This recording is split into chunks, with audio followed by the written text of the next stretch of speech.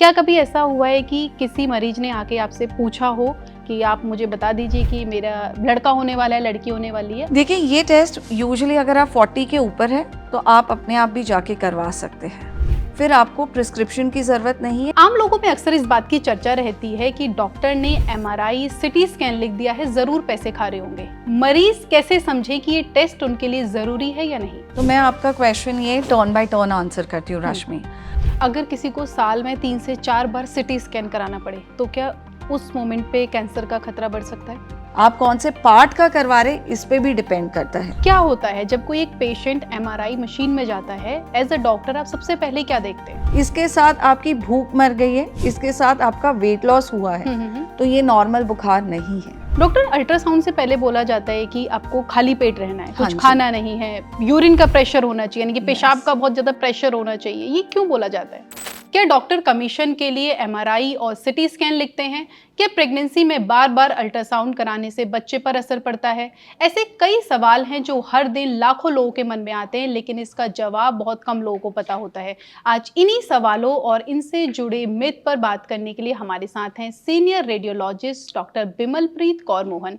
Doctor Mohan, the health site podcast में आपका बहुत बहुत स्वागत है। Thank you Rashmi, it's a pleasure. Thank you. आम लोगों में अक्सर इस बात की चर्चा रहती है कि डॉक्टर ने एमआरआई, सिटी स्कैन लिख दिया है, जरूर पैसे खा रहे होंगे। मरीज कैसे समझे कि ये टेस्ट उनके लिए जरूरी है या नहीं? रश्मि, पहली बात तो ये क्वेश्चन ही मुझे अनकंफर्टेबल बना रहा है, बिकॉज जो हमारा सिस्टम है, मेडिसिन सिस्टम, ये जब इमेजिंग एडवाइस करता है तो they are asking you to have an answer to the question. ये जो क्वेश्चन अराइज हुआ है कि पेशेंट आपके पास सिम्टम्स से आया है, ये सिम्टम्स क्यों हो रहे हैं, तो उसके आंसर के लिए हम सीटी स्कैन, एमआरआई करवाते हैं और ना ही कमीशन के लिए। तो ये बहुत बड़ा मिथ है और ये मुझे लगता है एक शो के कारण, सत्यमेव जयते के कारण, जिसमें आमिर खान जी ने बोला था that this is all due to commission late, ये वहां से शुरुआत हुई थी। But that is not the truth, ये सच्चाई नहीं है। आप सीटी, एमआरआई एक डायग्नोसिस के लिए करवाते हैं ताकि आपकी बीमारी पकड़ में आए। क्योंकि अगर आपको डायग्नोसिस ही नहीं मिलेगा तो आपका ट्रीटमेंट किस बेसिस पे होगा? तो CT scan, MRI, ultrasound, x ray और जितने भी अधिक टेस्ट है, ये आपके लिए ज़रूरी होते हैं और ये करवाने से आप डायग्नोसिस पे पहुंचते हैं और डायग्नोसिस से सही ट्रीटमेंट पे पहुंचते हैं। तो मतलब अगर डॉक्टर ने प्रिस्क्रिप्शन पे, अपने पर्चे पे लिख दिया है कि सिटी स्कैन कराना है, तो बिना सोचे समझे वो करा लेना चाहिए। 100%। और अगर आपको कुछ क्वेश्चंस है कि आपको सीटी स्कैन ज़रूरी है या कोई रेडिएशन इसमें इन्वॉल्व है, तो आप अपने डॉक्टर साहब से ज़रूर उस टाइम पे क्लियर कीजिए। लेकिन हाँ, करवाना तो ज़रूरी रहता है। अच्छा डॉक्टर, कई बार ऐसा भी होता है कि सिर्फ दवाई खाते रहते हैं, टेस्ट वगैरह नहीं कराते हैं, ये सोचकर कि बहुत ज़्यादा पैसा लग जाएगा। ये कितना खतरनाक हो सकता है सेहत के लिए? So depending on the disease, ये हर बीमारी पे डिपेंड करता है। ठीक है, अगर आपको बुखार हुआ है तो उसमें तो हम आपको दवाई ही देंगे। बट अगर आपका बुखार 4 हफ्ते से ज़्यादा चल रहा है, मैं एक एग्जाम्पल दे रही हूँ, आपका बुखार 4 हफ्ते से ज़्यादा चल रहा है, ये दिन में नहीं आके सिर्फ शाम में आपको आ रहा है, इसके साथ आपकी भूख मर गई है, इसके साथ आपका वेट लॉस हुआ है, तो ये नॉर्मल बुखार नहीं है। और हमारे देश में टीबी की तकलीफ बहुत रैम्पेंट है। तो सिर्फ बुखार, ठीक है, 4 दिन का बुखार है, आपने दवाई खाया, ठीक हो गया, वंडरफुल। लेकिन आपका बुखार अगर लंबे समय तक चल रहा है और वो दूसरे सिम्टम से एसोसिएटेड है, वहाँ पे आपको टेस्ट की बहुत ज़रूरत है। फिर आप नहीं कर सकते कि सिर्फ दवाई खाए और सीटी, एमआरआई, एक्सरे ना करवाए, क्योंकि उससे प्रॉब्लम बढ़ सकती है। डेफिनेटली बढ़ सकती है। और आप अपने आजू बाजू लोगों को भी, अगर वो इन्फेक्शन है तो उन्हें भी दे देंगे उस टाइम तक। सो इट इज़ वेरी इंपॉर्टेंट कि आप अपना टेस्ट करवाइए, सही टेस्ट करवाइए, सही टाइम पे करवाइए, ताकि आपका इलाज ठीक हो सके और बीमारी जो भी है वो शुरुआत में ही पकड़ में आ डेफिनेटली 100%। ठीक है। अच्छा डॉक्टर, क्या बार बार एमआरआई, अल्ट्रासाउंड या सिटी स्कैन या फिर एक्सरे कराने से कैंसर का खतरा बढ़ता है? तो मैं आपका क्वेश्चन ये टर्न बाय टर्न आंसर करती हूँ रश्मि। अल्ट्रासाउंड में कोई ऐसे आयोनाइजिंग रेडिएशन नहीं यूज़ होते, वो साउंड वेव के प्रिंसिपल पे काम करता है। तो उससे आपको कोई खतरा नहीं है। ये आप बात कर रही हैं अल्ट्रासाउंड? अल्ट्रासाउंड, आपने मुझे 4 मॉडलिटीज का पूछा, मैं आपको चारों का अलग अलग आंसर दे रही हूँ। ठीक है। Then we come to x ray.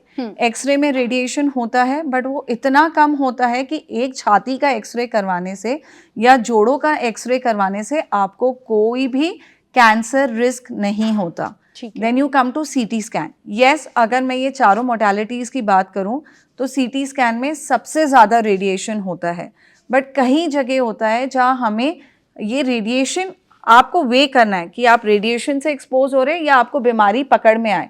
तो अगर जहाँ बीमारी पकड़ना ज़रूरी है वहाँ हम सीटी स्कैन ज़रूर करवाएंगे, और एक सीटी स्कैन से कोई भी कैंसर रिस्क नहीं होता है। When it comes to MRI, again MRI जो है ये रेडिएशन फ्री होता है। It's a magnetic field that gives you the diagnosis. So yes, अगर आप मुझे पूछोगे कि रेडिएशन से आपको कैंसर का रिस्क होता है अगर आप एक एक्सरे करवा लो तो आंसर इज नो, एक सीटी स्कैन से भी आंसर इज नो। लेकिन आपको अगर रेपिटेडली कराना पड़ता है तब इसके बारे में हम जरूर सोच सकते हैं। अगर किसी को साल में 3 से 4 बार सिटी स्कैन कराना पड़े तो क्या उस मोमेंट पे कैंसर का खतरा बढ़ सकता है? देखिए, साल में 3 से 4 सीटी स्कैन करवाने पे भी कैंसर का खतरा नहीं होगा, क्योंकि अगर आप सिर्फ वो ही साल में करवा रहे हैं और उसके बाद आपको जरूरत नहीं पड़ रही है। लेकिन अगर आपको हर साल में 4 बार सीटी स्कैन करवाना है तो एक्सपोजर जो है, आप कौन सा सीटी स्कैन करवा रहे हैं, जैसे अगर आप पेट का सीटी स्कैन करवाएंगे तो रेडिएशन ज्यादा है, सिर का करवाएंगे तो रेडिएशन कम है, छाती का करवाएंगे रेडिएशन कम है, आप कौन से पार्ट का करवा रहे इस पे भी डिपेंड करता है।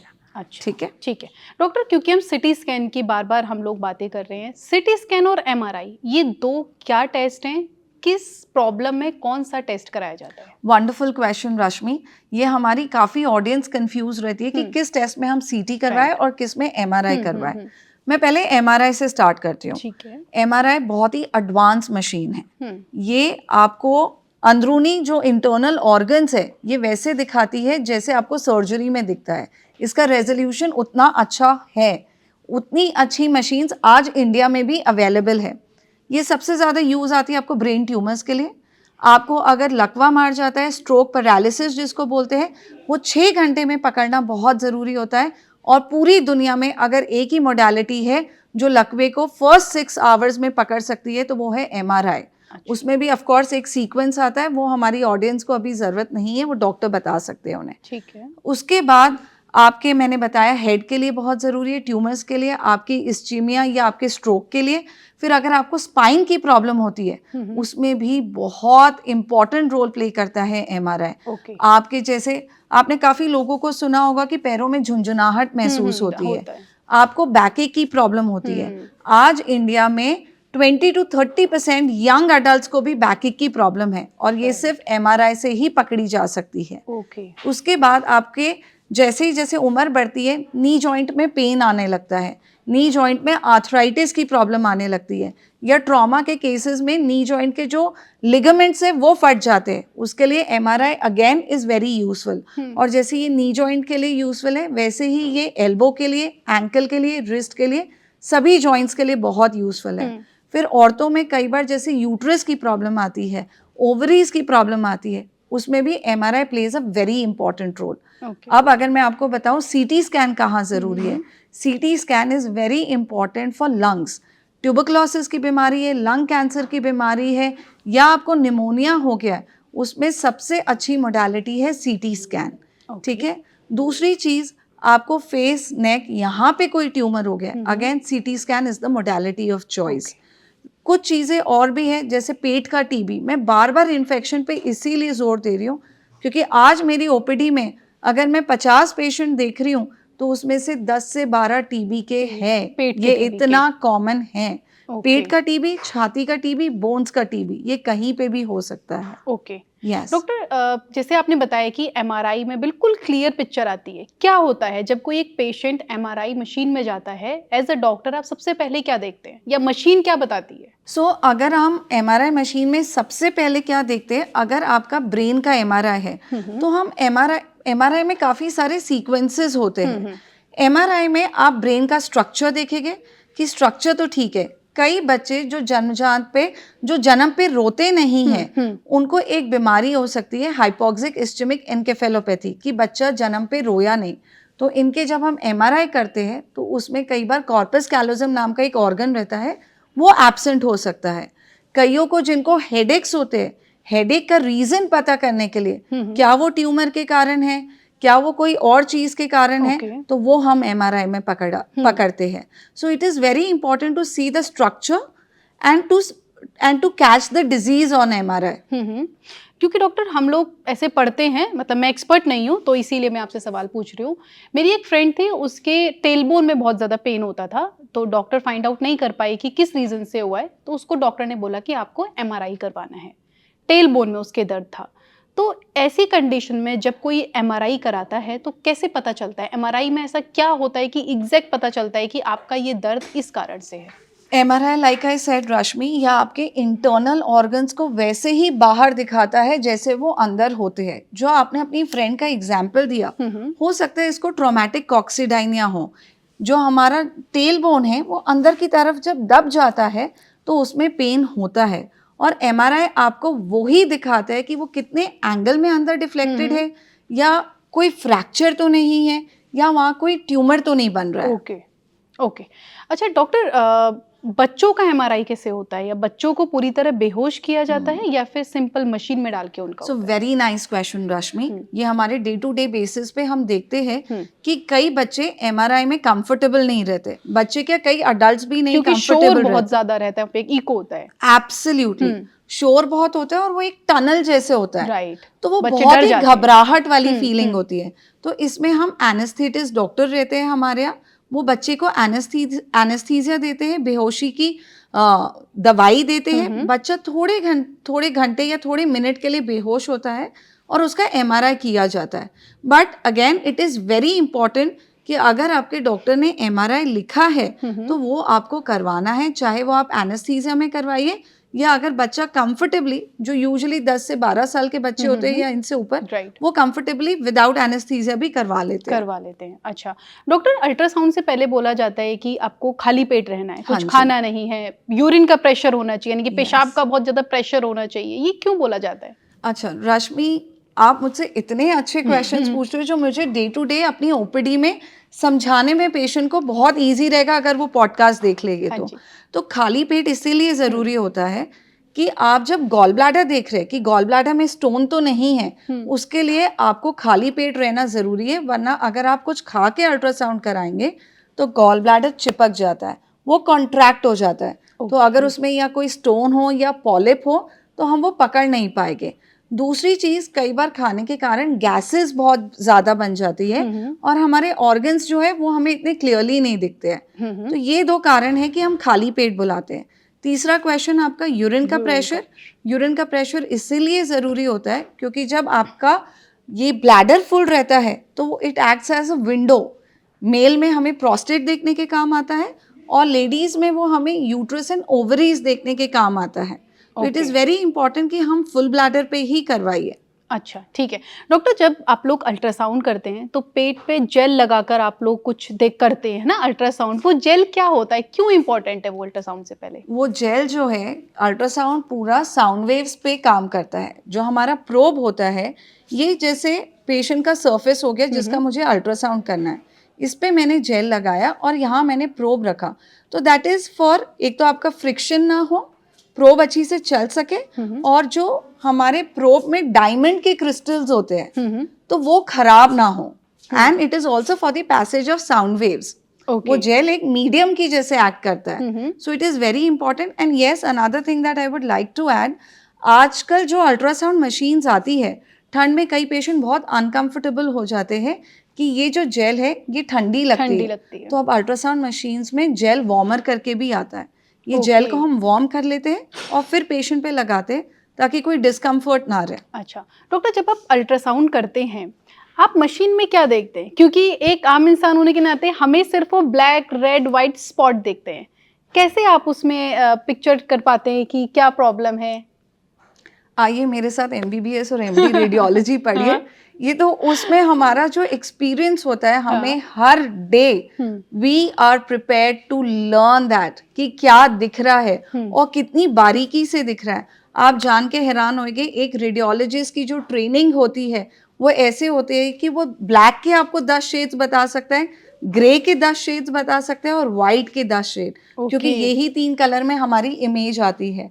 और हमारी जो आईज की ट्रेनिंग की जाती है वो 0.1 mm के भी लीजन को पकड़ सकती है। मतलब बिल्कुल अंधेरे में भी आप देख सकते हैं कि क्या है। अल्ट्रासाउंड अंधेरे में ही किया जाता है ताकि आपको वो जो शेड्स है वो आप अच्छी से देख सके। ओके, तो जैसे ही आप चेक करते हैं अल्ट्रासाउंड करना, आपको सारी पिक्चर दिख जाती है कि क्या इंटरनल में क्या चल रहा है, कैसे चल रहा है। ये तो ट्रेनिंग केस है। Right. I think I should thank my guides here, you know, जो हमारे प्रोफेसर्स थे, that they train us so well. Okay doctor, गांव में या फिर छोटे शहरों में अक्सर ऐसा बोला जाता है कि प्रेगनेंसी में बार बार अल्ट्रासाउंड करने से बच्चे पर असर पड़ता है, खासकर बच्चे की मेंटल हेल्थ पर, उसके मानसिक स्वास्थ्य पर। ये सच है या फिर सिर्फ मिथ है? ये बहुत बड़ा मिथ है रश्मि। अल्ट्रासाउंड, जैसे अभी हमने पहले बात की थी, इसमें कोई रेडिएशन नहीं होती, ये साउंड वेव्स पे काम करता है। तो जब आप अल्ट्रासाउंड करा रहे, इस पे बच्चे पे कोई असर नहीं पड़ेगा। इनफैक्ट अल्ट्रासाउंड आपकी प्रेगनेंसी में आपको हेल्प ही करेगा। जैसे अगर आपके बच्चे में कोई डिफेक्ट है तो वो सबसे पहले अल्ट्रासाउंड में ही पता लगेगा। And then the whole team is ready, आपके गायनेकोलॉजिस्ट इज रेडी। अगर कोई और डॉक्टर की जरूरत है कि बच्चे को कोई माँ के पेट में हार्ट का इशू है, तो जब बच्चा जन्म लेता है तो उसके गायनेकोलॉजिस्ट, उसके पीडियाट्रिशियन और एक कार्डियोलॉजिस्ट सब वहां मौजूद होते हैं कि उसका ट्रीटमेंट इमीडिएटली आफ्टर बर्थ किया जाए। सो अल्ट्रासाउंड आपको प्रिपेयर करता है कि आपके बच्चे की ग्रोथ ठीक हो रही है कि नहीं, आपके बच्चे का वेट ठीक है कि नहीं, ताकि अगर ये दोनों में तकलीफ हो तो हम माँ को खाने के लिए बोल सके कि आप खाइए, आप प्रोटीन लीजिए, आप न्यूट्रिशन लीजिए। अगर बच्चे के, जैसे माँ को अगर बीपी की शिकायत है तो उसका बच्चे पे क्या असर पड़ रहा है ये भी आपको अल्ट्रासाउंड पे पता लग सकता है। आपकी डिलीवरी के टाइमिंग्स आपको अल्ट्रासाउंड पे पता लग सकते हैं। या फिर एमनियोटिक फ्लूइड कम है तो उसके लिए आप लोग कर सकते हैं। Absolutely, very well put. जी, यहाँ पे मैं अपनी ऑडियंस को एक मैसेज देना चाहती हूँ। जैसे कि अभी डॉक्टर बिमलप्रीत ने बताया, अगर आप लोग प्रेगनेंसी में अल्ट्रासाउंड कराने से बचते हैं ये सोचकर कि इससे आपकी या आपके बच्चे की हेल्थ पर कोई बुरा असर पड़ेगा, ये सिर्फ मिथ है। ऐसा आपको बिल्कुल नहीं करना है। डॉक्टर ने जैसे जैसे आपको अल्ट्रासाउंड कराने के लिए बोला है, आपको टाइम से वो करना है। डॉक्टर, मेरा अगला सवाल ये है कि भारत में भ्रूण के लिंग की जांच करना, पूछना या फिर बताना दोनों अपराध है, इलीगल है। बहुत सारे डायग्नोस्टिक लैब्स के बाहर चेतावनी भी लिखी होती है कि लिंग के बारे में आप नहीं पूछ सकते। क्या कभी ऐसा हुआ है कि किसी मरीज ने आके आपसे पूछा हो कि आप मुझे बता दीजिए कि मेरा लड़का होने वाला है, लड़की होने वाली है? अगर पूछा है तो ऐसे लोगों को आप कैसे डील करते हैं? रश्मि, ऑफ कोर्स लोग पूछते हैं।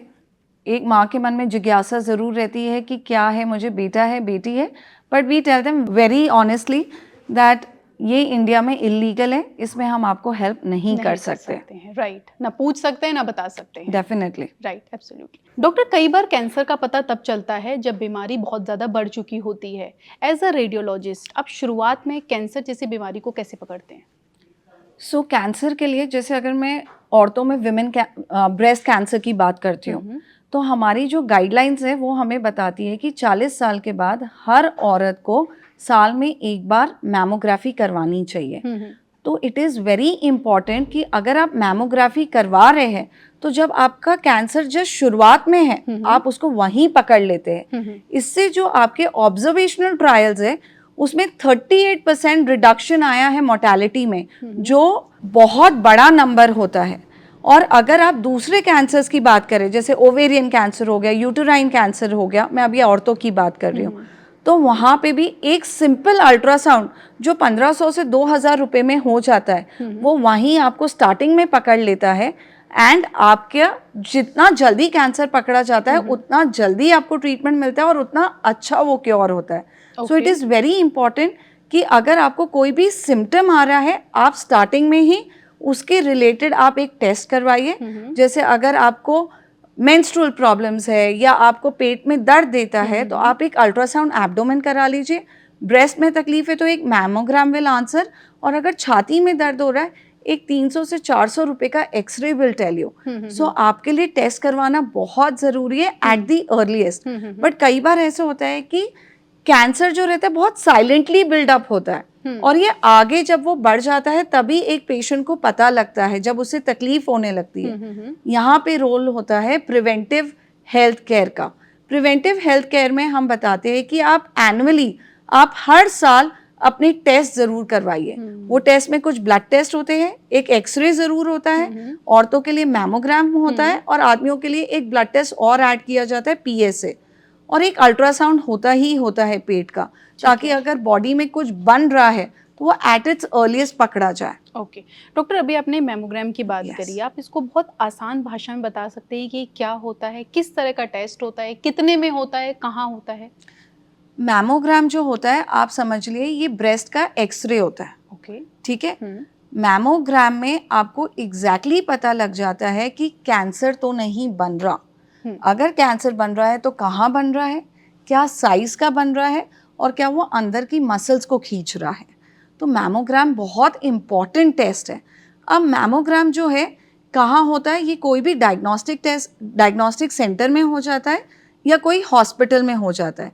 चार्जेस ऑफ कोर्स इसके वेरी करते हैं, ये 2000 से 4000 रुपए में यूजुअली इसका कॉस्ट यही होता है, और इसे आपको हर साल 40 के बाद करवाना ज़रूरी है, और अगर आपकी फैमिली हिस्ट्री है तो आप इसे 35 के बाद भी करवा सकते हैं। तो इसके लिए डॉक्टर से किसी पर्चे पर लिखवाना पड़ता है या सीधा कोई लैब में जाके अपना ये टेस्ट करा सकता है? देखिए, ये टेस्ट यूजुअली अगर आप 40 के ऊपर है तो आप अपने आप भी जाके करवा सकते हैं, फिर आपको प्रिस्क्रिप्शन की ज़रूरत नहीं है। बट कई केसेस में प्रिस्क्रिप्शन की ज़रूरत होती है, जैसे अगर एक यंग गर्ल को लिखा हुआ है, because it is not advisable. Mammography में रेडिएशन होता है, इसलिए हम यंग गर्ल्स का मैमोग्राम नहीं करते। बट कई केसेस में जब doctor ask for a mammogram, we ask for a prescription in return, तब प्रिस्क्रिप्शन ज़रूरी होता है। डॉक्टर, MRI सिटी स्कैन का नॉर्मल रेट कितना होता है? ये तो it depends on part to part, आप कहाँ से करवा रहे हैं और आप कहाँ रहते हैं उस पर डिपेंड करता है। सो इसका एक पर्टिकुलर कॉस्ट बताना मेरे लिए तो मुश्किल होगा, बट यस, आप पता कर सकते हैं अपने सेंटर्स में आसपास, अपने हॉस्पिटल्स में आसपास। अच्छा, कोई ऐसा फिक्स रेट नहीं है? फिक्स रेट नहीं है, क्योंकि हर पार्ट का अलग अलग रेट होता है। Okay, Yes. ठीक है। ओके डॉक्टर, सिटी स्कैन ज़्यादा खतरनाक है या MRI? कोई भी खतरनाक नहीं है, जहाँ पेशेंट को जिस चीज़ की ज़रूरत है वो करवाना ही है। Okay yes. डॉक्टर, खाली पेट स्कैन कब कराना पड़ता है? खाली पेट स्कैन आपको तब करवाना पड़ता है जब आप अल्ट्रासाउंड करवा रहे हैं या आप कॉन्ट्रास्ट एनहांस CT या MRI करवा रहे हैं, तब बहुत ज़रूरी है खाली पेट। डॉक्टर, क्या हर ब्रेस्ट की गांठ कैंसर होती है? No no no, definitely not. जो यंग लड़कियों में होता है वो फाइब्रोएडिनोमा हो सकता है, जो कम्प्लीटली बिनाइन है, जो कम्प्लीटली नॉन कैंसरस है। और आप गांठ, अगर ये कुछ एसोसिएटेड फीचर्स होते हैं, जैसे आपकी निपल पीछे पुल डाउन हो जाए, आपकी जो ब्रेस्ट की स्किन है उसमें आपको फोल्डिंग्स दिखने लगे, आपके निपल से डिस्चार्ज हो रहा है, यूजुअली ब्लड डिस्चार्ज, या आपके आर्मपिट में आपको गांठें महसूस हो रही है, तब वो कैंसर की ज़रूर गांठ हो सकती है। बट किसी भी प्रकार की गांठ हो, आप तुरंत जाके एक मैमोग्राम ज़रूर करवाइए। मैमोग्राम करा सकते हैं। अगर किसी फीमेल को अपने राइट ब्रेस्ट में पेन हो रहा है, हल्का फुल्का कभी होता है, ऑफ एंड ऑन है, तो क्या वो भी कैंसर का एक साइन हो सकता है? नहीं, डिपेंड करता है कि आपको पेन जो है वो किस प्रकार का है। अगर आपको पेन पीरियड्स के पहले आ रहा है तो it's a part of PMS, okay. और यूजुअली जो यंग गर्ल्स है हमारे यहाँ, उनमें ये फाइब्रोग्लैंडुलर हाइपरट्रॉफी में देखा जाता है, कुछ हार्मोनल डिस्टर्बेंसेस में देखा जाता है। तो हर breast pain is not equivalent to cancer. Okay. Hello ma'am, मेरा एक सवाल है। मेरे बच्चे को दिल में छेद था जन्म से ही, तो उसके लिए उसका बार बार इको होता था। तो कई बार लोग मुझसे बोलते थे कि इसका इको बार बार हो रहा है तो रेडिएशन का अफेक्ट होगा।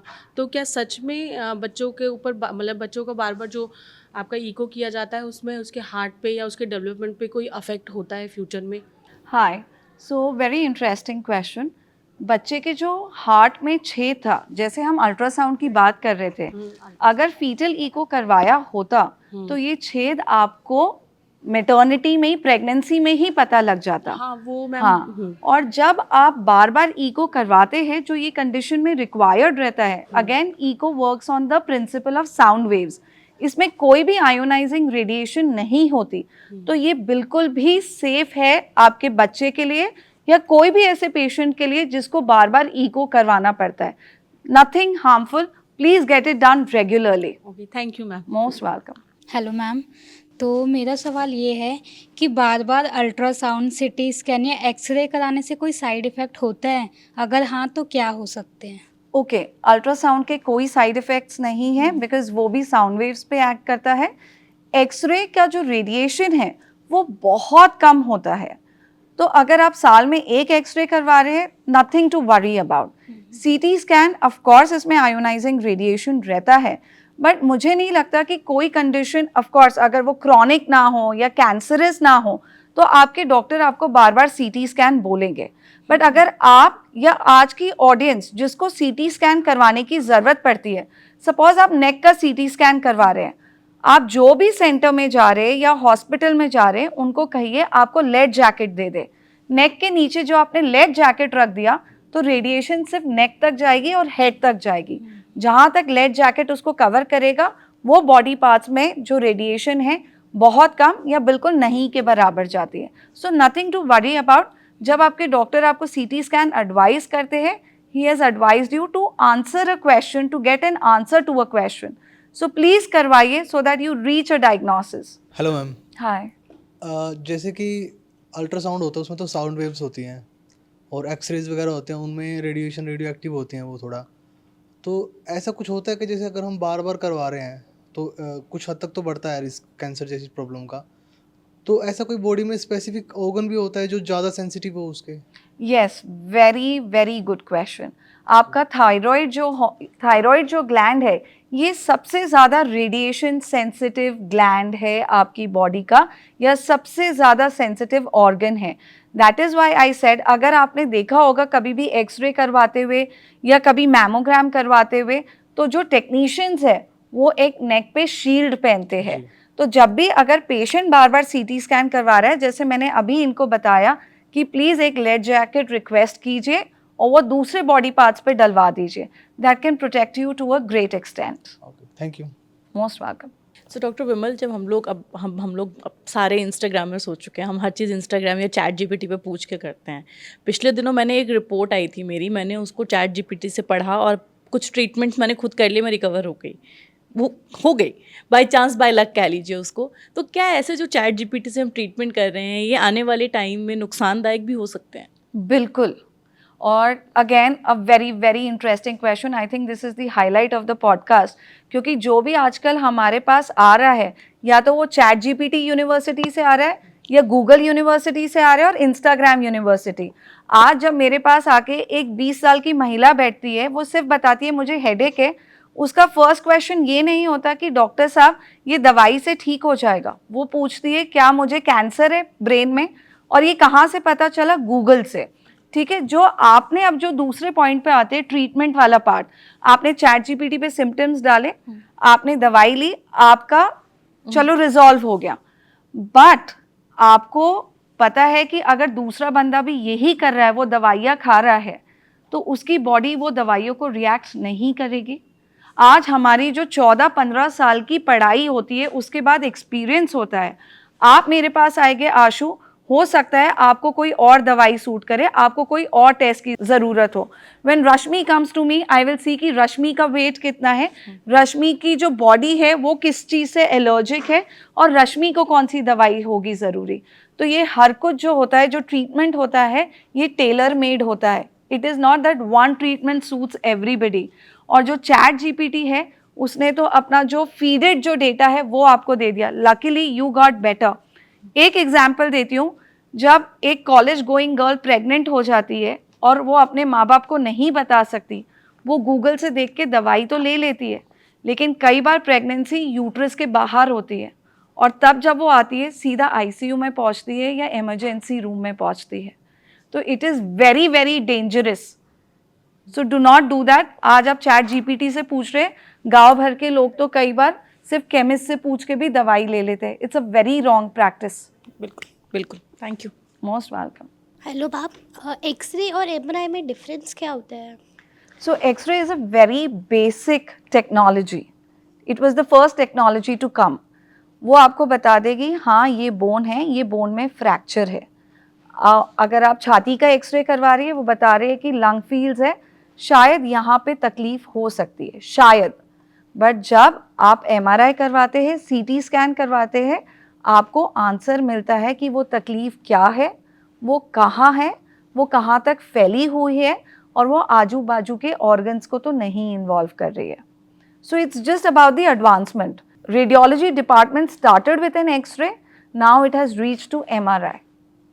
सो it's a study of evolution. Thank you. Most welcome. I hope आपको हमारा ये पॉडकास्ट बहुत अच्छा लगा होगा. डॉक्टर बिमल प्रीत ने रेडियोलॉजी के बारे में बहुत सारी बातें ऐसी हैं जो आप लोगों के सामने बताई हैं. शायद आप लोगों में से बहुत उसके जवाब भी जानना चाहते हैं. अगर ये पॉडकास्ट आपको यूज़फुल लगा, अच्छा लगा, तो इसे ज़्यादा से ज़्यादा लोगों के साथ शेयर कीजिए. चैनल अगर आपने हमारा सब्सक्राइब नहीं किया है तो सब्सक्राइब ज़रूर कर लीजिए. Thank you. Doctor Bimal Preet, the health site के साथ जुड़ने के लिए आपका एक बार फिर से बहुत बहुत धन्यवाद. नहीं, शुक्रिया.